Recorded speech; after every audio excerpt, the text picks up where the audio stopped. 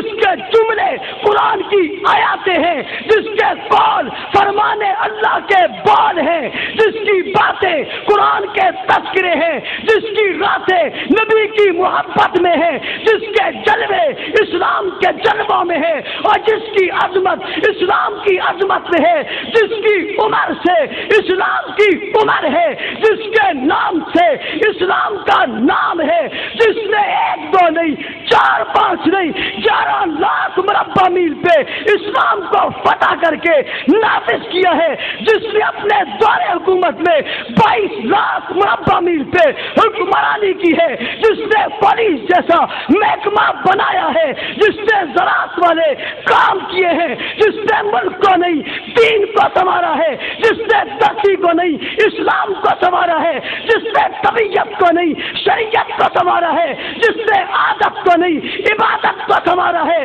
جس نے دنیا کو نہیں دین کو سنوارا ہے، جس نے زمین کو نہیں آسمانوں کو سجایا ہے، اور جس نے یہاں نہیں وہاں مکانات بنائے ہیں، جس کے بلاد زمینوں پر نہیں جنتیں بڑی پر بنائے ہیں۔ میں مانتا ہوں یہ بھی چھٹی ہے، لیکن 98% اہل سنت کا درینہ کئی سالوں سے مطالبہ ہے کہ 1 محرم الحرام کو اس شخصیت کے نام پہ چھٹی سے ایسے کیا ہونی چاہیے؟ یہ کوئی لڑائی والا مطالبہ ہے؟ جھگڑے والا مطالبہ ہے؟ انتشار والا مطالبہ ہے؟ میں گفتگو کے دوران آگے چل کے آج امن کا فارمولہ بھی پیش کرنا چاہوں گا۔ میری نظر ملک پر ہے، میری نظر سرحدوں پر بھی ہے، میری نظر انڈیا کی دھمکیوں پر بھی ہے۔ میں محب وطن ہوں، غدار وطن نہیں۔ میں آج گجرانوالہ کے چوک میں کھڑے ہو کے حکومت وقت پاک فوج کے سپاہیوں کو یہ بتاؤں گا، انڈیا حملہ کرے تم پیچھے ہٹ جانا، حق نواز کے سپاہ کے سپاہی سب کے اول میں کھڑے ہوں گے انشاءاللہ۔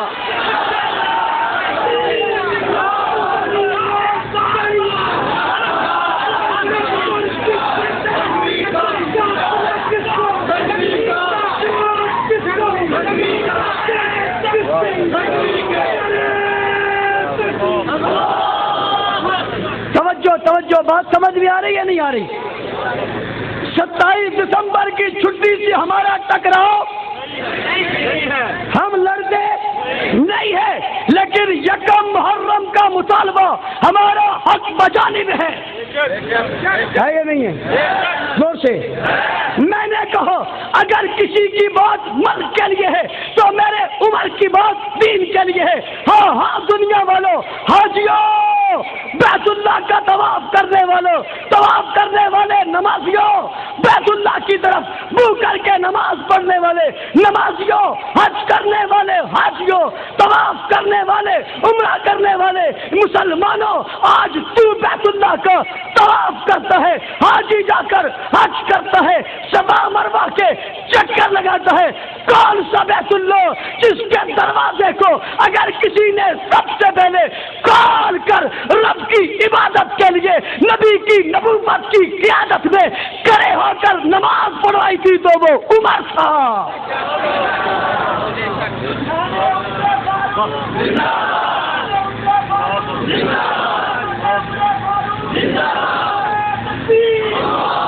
میں مان لیتا ہوں کسی نے صدارت کے ایوان صدر کا دروازہ کھولا ہوگا، کسی نے ایوان وزیر اعظم کا دروازہ کھولا، کوئی ایوان گورنر ہاؤس میں گیا ہوگا، کوئی وزیر اعلیٰ ہاؤس کے دروازے پہ گیا ہوگا۔